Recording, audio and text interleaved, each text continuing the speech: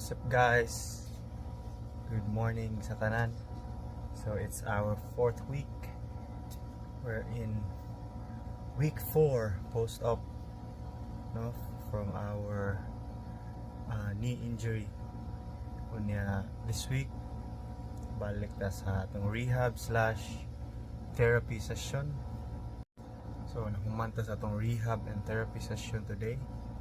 Small wins, tantangan og brace nga ipapilo. So pilo na nato siya gamay.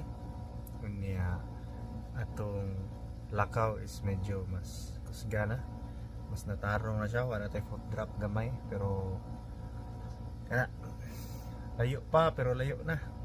Strengthening exercise po ta para sa atong quads ug sa mga muscles nga atong gamiton para puhon-puhon malihok nagbalik atong tuhod, piko na.